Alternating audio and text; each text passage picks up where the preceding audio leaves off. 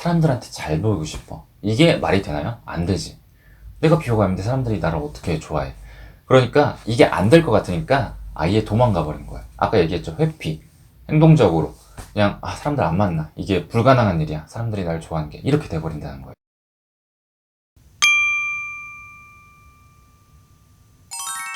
안녕하세요. 심리학 꿀팁 박량입니다. 제가 얼마 전에 구독자분께서 달아주신 댓글을 하나 봤는데, 사람들하고 이야기하는 게 무서워서 고민이다.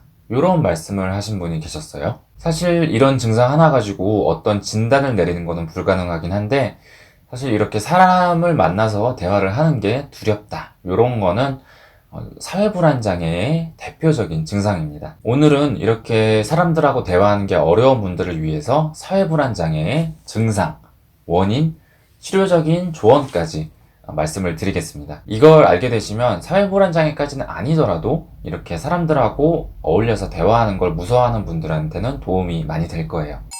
그런데 정확히 사회불안장애가 뭔지는 잘 모르시죠? 들어본 거는 같은데 아마 잘 모르실 거예요. A라는 분의 실제 사례를 이야기를 해드리면은 이분은 귀신 같은 거 안 무서워해요. 공포영화 이런 거 굉장히 잘 보고 그러는데 사람들이랑 대화하는 건 무서워해요. 우리가 봤을 때는 조금 이해가 안 되죠. 귀신이 더 무섭지 않나? 이런 생각이 들 거예요. 그런데 사람들을 만나는 걸 왜 무서워하냐면은 이런 생각이 내 머리를 지배하기 때문이에요. 내가 사람들 만나서 뭔가 하다가 실수를 하면 어떡하지? 그리고 이 사람들이 내가 뭔가 실수하고 불안해하는 모습을 보여서 나를 무시하거나 비웃으면 어떡하지? 이런 생각이 계속 드는 거예요. 그런데 여기서 넘겨짚고 가야 될 포인트가 있는데 혹시나 여러분들이 나 사회불안장애인가 이렇게 생각하실까봐 넘겨짚고 가는 건데 만약에 사람들이랑 대화하는 거를 무서워하기만 하면 이거는 사회불안장애는 아니에요. 그런데 무서워해서 사람들을 피한다. 이런 행동까지 한다. 이러면은 사회불안장애에 속한다고 볼 수가 있습니다. 그리고 만약에 사람들이 나를 때릴까봐 혹은 해칠까봐 무섭다. 이거는 공포증이에요. 근데 사람들이 나를 비웃을까봐, 업신여길까봐 무섭다. 이거는 사회불안장애예요. 포인트를 좀 이렇게 아시겠죠? 그래서 이제 증상에 대해서 이야기를 하자면 이분들은 사회적인 상황에 대해서 회피를 해요. 회피 뭐예요? 도망가는 거예요. 아까 이야기했죠. 무서워만 하면은 이거는 사회불안장애는 아니다. 근데 도망가면 행동으로 보여주면 이거는 사회불안장애다. 예를 들어서 내가 발표를 해야 돼요. 여러 사람들 앞에서 발표를 해야 되는데 이 사람들 앞에서 발표를 하는 게 무섭다. 이것까진 괜찮다 이거예요. 근데 무서워서 내가 발표를 5분 남겨놓고 도망가 버렸다. 이거는 사회불안장애에 속한다고 볼 수가 있습니다. 두 번째로 이렇게 사회적인 상황에 처하게 되면 사회불안장애를 겪고 계신 분들은 BTS 반응이라는 걸 보여요. 방탄소년단이 아니라 B, 블러싱, 얼굴 빨개지는 거, 그리고 T, 트렘블링, 몸을 이렇게 떠는 거, 불안해서 떠는 거 있죠. 그리고 S는 스웨팅, 땀을 흘리는 거. 그런데 이게 결과적으로 사회불안장애를 악화시키는 그런 역할을 해요. 왜 그러냐면 이런 BTS 반응은 다 남들이 관찰할 수 있는 반응이죠.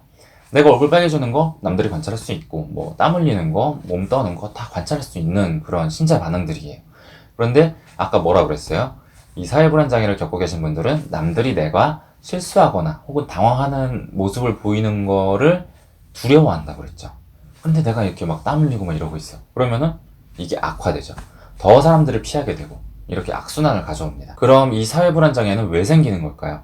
대인관계가 어려우신 분들, 무서운 분들 여기에 속할 수 있어요. 잘 들어보세요. 첫 번째로 어린 시절에 잘못된 생각을 가지게 됐는데 이게 굳어지는 경우가 있어요. 예를 들어서 부모님이 굉장히 엄격하셨다던가 혹은 뭐 살인 유치원에 보내서 내가 항상 주눅이 들어 있었다던가 이런 부분은 사회불안장애를 야기할 수가 있죠. 그리고 두 번째로는 트라우마가 사회불안장애를 만들 수 있어요. 예를 들어서 내가 왕따를 당했다던가 이런 거는 또 나를 주눅들게 만들 수 있고 또 사회에 대해서 이제 대인관계에 대해서 불안하게 만들 수 있죠. 그렇게 하기 충분한 트라우마죠. 이렇게 여러 가지 좀 잘못된 경험들이 계속 이거에 대해서 집중을 하고 생각을 하게 되잖아요. 그러니까 태도가 그쪽으로 아예 형성이 돼버린 거야. 나는 안 돼. 나는 뭐 왕따 당했고 뭐 사람들이 나를 무시하고 난 원래 안 되래야. 이게 계속 나 혼자 강화를 시키는 거예요. 생각을. 그렇게 되면은 이제 사회불안장애로 발전할 수가 있어요. 그래서 이 사회불안장애를 겪고 계신 분들은 네 가지의 잘못된 믿음이 있어요. 첫 번째로 나는 비호감이라는 강한 믿음이 있어요. 그러니까 사람들이 나를 다 업신여긴다고 생각하고 그렇겠죠. 두 번째로 자신에 관해서 좋은 인상만 심어줘야 된다는 그런 믿음이 있어요. 그런데 이거 잘 생각해보면 첫 번째랑 연결이 돼요. 자, 나는 비호감이에요? 이게 믿음이야? 나는 정말 내가 비호감이라고 믿고 있어. 그런데 사람들한테 잘 보이고 싶어. 이게 말이 되나요? 안 되지. 내가 비호감인데 사람들이 나를 어떻게 좋아해? 그러니까 이게 안 될 것 같으니까 아예 도망가 버린 거예요. 아까 얘기했죠. 회피. 행동적으로. 그냥 사람들 안 만나. 이게 불가능한 일이야. 사람들이 날 좋아하는 게. 이렇게 돼버린다는 거예요. 세 번째로 타인은 비판적이고 실수를 절대 용납하지 않는다는 그런 믿음이 있어요. 이것도 또 연결되죠. 첫 번째, 나는 비호감이고. 두 번째, 사람들이 한테 예쁨 받고 싶고. 그런데 세 번째, 사람들은 비판적이야. 그럼 더 힘들지. 난 애초에 비호감이고, 사람들은 나를 좋아하지 않는데, 심지어 비판적이기까지 해. 그러니까 더 도망가는 거야. 네 번째로, 자신의 행동을 부정적으로 평가절하하는 그런 믿음이 있어요. 이게 이렇게 말하면 뭔 말인지 잘 모를 텐데, 예를 들어서 내가 사회불안장애를 겪고 있어요. 그런데 B라는 어떤 사람이랑 친해지고 싶어. 그래가지고 용기를 내서 B한테 B야 우리 떡볶이 뷔페 갈래? 뭐 이렇게 이야기를 했어. 근데 B가 미안한데 나 다이어트 중이야. 이렇게 답을 했어요. 이런 B의 대답에 대해서 보통은 어떻게 생각해요? 그냥 뭐 그런가 보다. 뭐 다음에 먹으면 되지. 약간 이렇게 생각하고 말죠. 그런데 나같이 사회불안장애가 있는 사람들은 생각을 좀 달리하는 거예요. 내가 이런 말을 해서 B가 나를 싫어하면 어떡하지? 나 정말 바보야, 멍청이야. 이렇게 본인의 행동을 계속 깎아내리는 거예요. 안 깎아내려도 되는데. 이래서 잘못된 믿음이라는 거예요. 이 사회불안장애의 치료적 포인트는 아까 네 가지 믿음 있죠? 이 네 가지 믿음을 깨부시는 거예요. 이게 뭔 얘기냐면은 이 사회불안장애를 겪고 계신 분들은 상당히 논리적이에요. 그래서 이 네 가지 믿음에 대해서 다 논리가 있어요. 예를 들어서 첫 번째 믿음, 사람들이 나를 싫어할 거야. 이런 믿음이 있죠.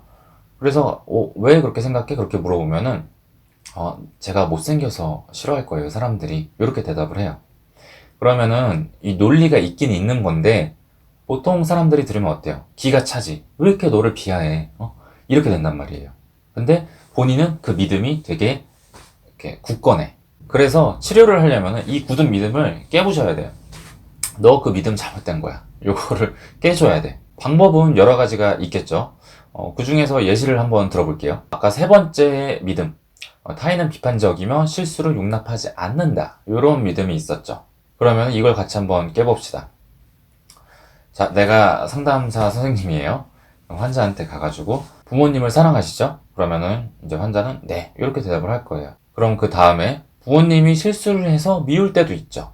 있겠지. 그러면 환자는 네, 이렇게 대답을 할 거예요. 그러면 다시 나는 부모님이 실수를 해서 잠깐 미울 때도 있지만 그렇다고 부모님을 사랑하지 않는 건 아니죠. 이렇게 물어볼 수 있겠죠. 그러면은 오케이 이렇게 대답을 하겠죠. 환자는. 사실 이거는 단편적인 제가 만들어낸 예시고 그 사회불안장애를 겪고 있는 분들의 그런 스토리가 있죠. 사연이 다 있죠. 그거에 따라서 이제 깨부시는 방법이 조금씩 달라져야 됩니다. 그래서 이제 단편적인 예만 들어봤어요. 근데 어떤 방향으로 진행이 돼야 되는지는 알겠죠. 그래서 여러분도 이런 치료적인 조언을 듣고서 어떻게 좀 개선을 해 나가야 되겠다.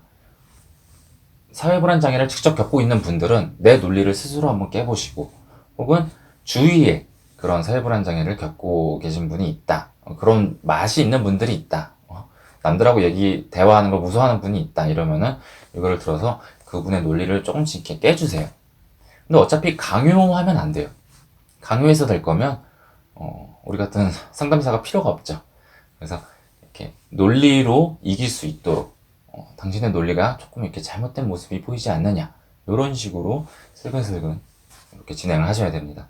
자, 오늘 여러분 사회불안장애에 대해서 배워보셨는데 어떠셨어요? 아마 그 사람들이랑 대화하는 게 무서운 분들은 도움이 좀 됐을 거예요. 치료적인 조언 방법에 대해서 제가 이렇게 되게 상세하게 설명하진 않았죠. 그 부분에 대해서는 궁금하신 부분이 있다면 댓글로 본인의 사연과 스토리를 담아서 저한테 한번 조언을 구해보세요. 그럼 제가 또 댓글로 답변을 드리겠습니다. 그러면은 또 다음 시간에 뵐 수 있도록 하겠습니다. 그럼 다음 시간까지 안녕!